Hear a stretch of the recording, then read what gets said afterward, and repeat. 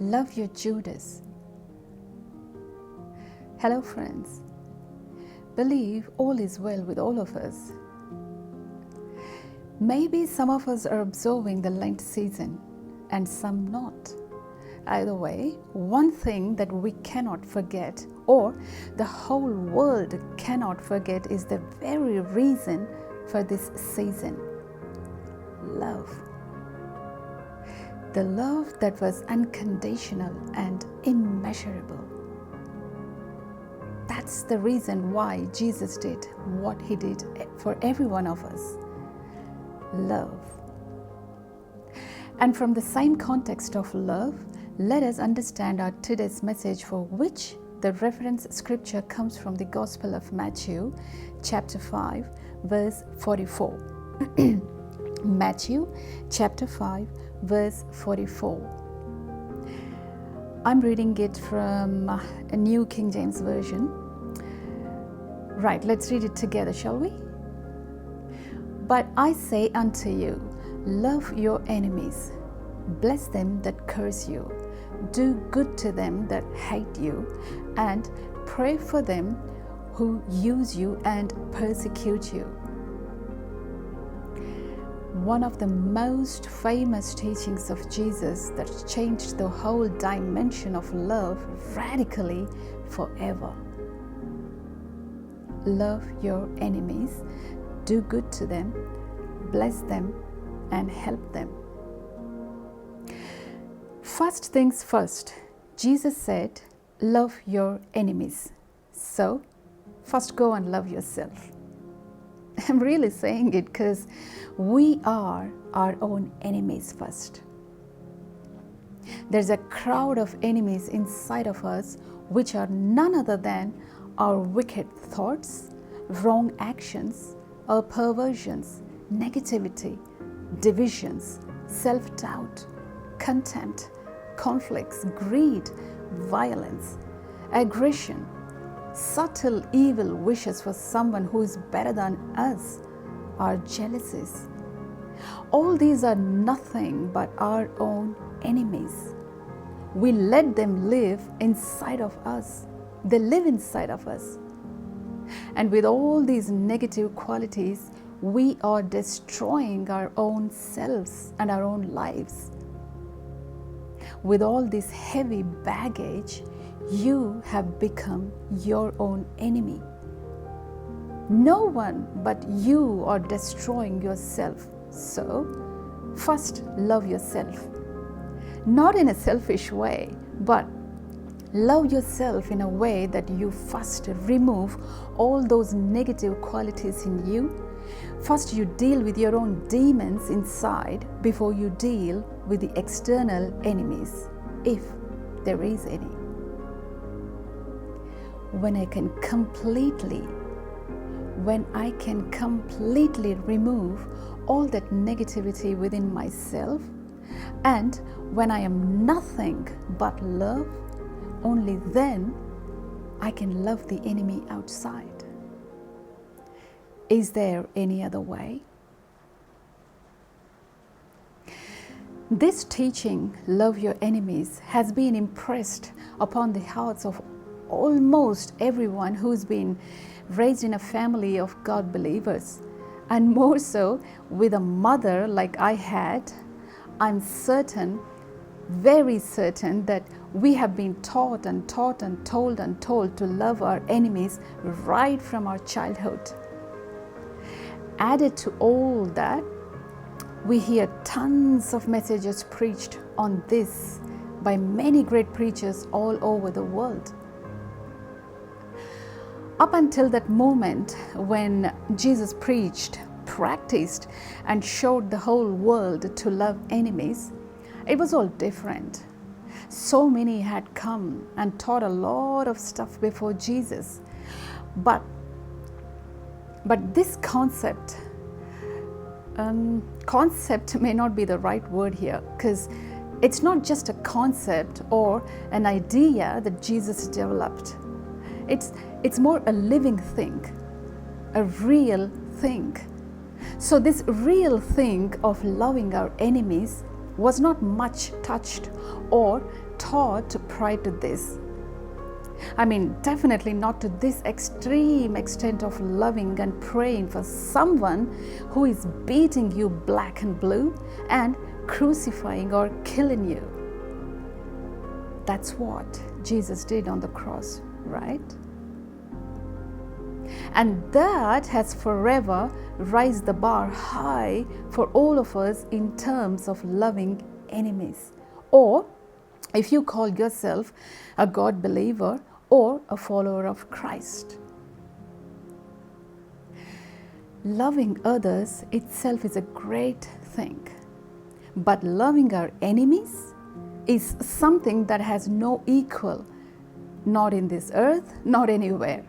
It will even surpass the heavens. Jesus said, love your enemies. But wait, he didn't stop there.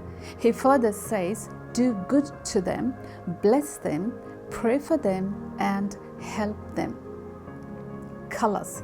If this teaching of Christ, by the way, khalas means finish in Arabic. Yes, so khalas, finish. If this teaching of Christ doesn't pierce you deep and transform you, I don't know what else will. And still, there is hatred in our hearts. There's enmity and wars amongst us. Not just like the war that's happening right now in Ukraine, but the enmity that's amongst family members, rivalry, the bitterness, the unforgiveness towards others, and the hatred towards someone who may have caused you some physical, emotional, or mental damage, or who may have used you left, right, and center. Jesus said, love your enemies. And to be able to love anyone, let alone enemies, the one and only one thing, important thing, is to check for your heart's condition. How is your heart? Is it soft, alive, or is it hard and dead? How is it? Because only a soft heart that's alive has the capacity to let go, to forgive, without which it is difficult to love, especially when you're asked to love your enemies. Try to understand this, please. Forgiveness is a prerequisite and a catalyst when it comes to loving your enemies. So, first and foremost, forgive. Forgive for whatever they did to you or they said to you. And try to see in the first place, how did that person become your enemy? See that first. Something must have happened which gave rise to this enmity between you and that person, right? So, as I said, for once, try to see their perspective. And when you do that, they would have also had a reason, valid reason, for why they have hurt you or did bad to you. I mean, at least according to them. You may not agree with that, but that's different. Just try to see from their side. And sometimes it could be due to pure arrogance or ignorance, maybe sometimes really evil, complete blindness. But all that is their side of story. It's like two sides of a coin. When you can see their side, their point, one side is clear. Half the picture is clear. Their side of the picture is clear now. Then the other side of the coin, the other half, is you. And you, at least you're not the same, right? You're not the same. You're not like them. You very well know that you should love everyone. And you're more understanding, a believer of God. You're mature, God-loving. You're a good or a better person, right?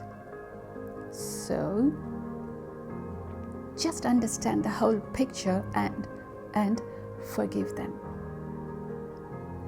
Now, please don't say the hurt or the pain is too deep that you cannot forgive. The truth is, you can.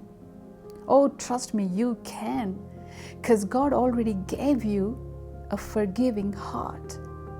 Otherwise, how could you forgive and forget that awful and horrible thing that your son or your daughter did just a few days back?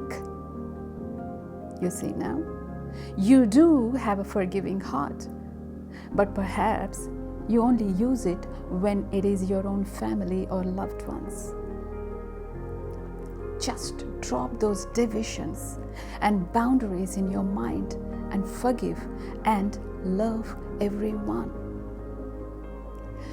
Love your family and friends, they will love you back. Love your enemies, whole universe will love you. So once you deliberately and consciously forgive, you will realize that now there is no difference between a friend and a foe, a friend and an enemy. And before you know, in your heart and in your mind, you would have completely dissolved the whole entity called the enemy. That means your heart is free of all that animosity or negativity and enmity. Now watch the ultimate thing happens. Love happens. Because a heart that is liberated from any kind of negativity knows only one thing: love. So now all you can do is love them. Your heart only knows how to love. Remember this: if you hate someone, that means they have already defeated you. So, by loving them, you actually win. And you will become free first before you free them. Never forget that. That's important. And guess what? By far, the best way to destroy the enemy is by loving them. Jesus said, love your enemies. So, please don't try to kill the competition. Don't try to kill the competition. Don't go out and say wrong words or write damaging reviews online about someone whom you may not like for some reason. People are going into severe depression. Some are even committing suicides because of the humiliating and damaging reviews written about them. Please, where's your empathy? Be kind. Jesus said, love your enemies. But he doesn't stop there. He further goes and says, pray for them, help them, and do good to them. And bless them. And friends, there's a reason why Jesus is encouraging us to put our words into action. Because you see, it's easy to say, yeah, fine, whatever, yeah, I'll forgive, I love all, I don't have any enmity or hostility, I don't hate that person, and blah, blah, blah, blah, blah, blah, blah, blah. But when it comes to putting your words into action, then comes the challenge. But friends, it's not an option we have. We must do that. We must love enemies and pray for them if we call ourselves as God believers and Christ's followers. Let me quickly just show one great verse from Proverbs chapter 25, probably 25. Yes, probably 25, verses 20 to 22. If your enemy is hungry, give him food to eat. And if he's thirsty, give him water to drink. If your enemy is hungry, get up, give him some food. And if he's thirsty, get up and go give him some water. God is saying, put your words into action. Don't just say, yeah, I forgive, yeah, I love. But God is telling us to get up and involve yourself and do a positive and a loving gesture towards them, towards your enemy. Because if you walk away when your enemy is hurt or hungry, it's hatred, it's indifference, it's cold. How are you any different from your enemy? Check. Finally, my friends, everyone has a role. The enemy also has a role to play. Even Judas had a role, the role of the betrayer. In the bigger picture, someone had to betray Jesus that night. And for whatever the reason, Judas became that, the betrayer, the enemy. He played his role and gone. You see, in life, in your life, you may also have Judas. And that Judas may be your own cousin. That Judas is your friend, maybe your own friend, your own son, or your boss, or your ex-husband, or your ex-partner, or your workmate. Whoever your Judas may be, just don't hate them. The thing is, they're not your type, that's all. So please just leave them alone. And after all, that person whom you've hated so much may not be that bad. Because if they were so bad, then how come that same person became a good friend, a good boss, or a good husband to somebody else? You see? So please don't hate anyone, not even your exes, even if they were the ones who used you left, right, center and dumped you first.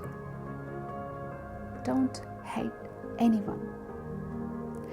Remember, everyone is playing a role in each other's life and together in this world. So go easy. Dissolve the negativity. Destroy the enemy and the enmity in you and around you with love. You see, friends, as such, this life journey itself is like a cross, heavy. And if you hold on to enemies or enmity, the journey will get even more painstaking and miserable. One life, and this is our one chance. Do you want to make it miserable for yourself by holding on to enemies? Or do you want to make it better and lighter by adding love, even to the extent of loving your enemies? Jesus forgave and loved Judas, and even the people who literally killed him. If we call ourselves as children of God, then aren't we supposed to be like our Father and love everyone impartially? If you call yourself a follower of Jesus, then aren't you supposed to forgive and love your enemies? Be like Jesus and love your Judas. Take care and God bless.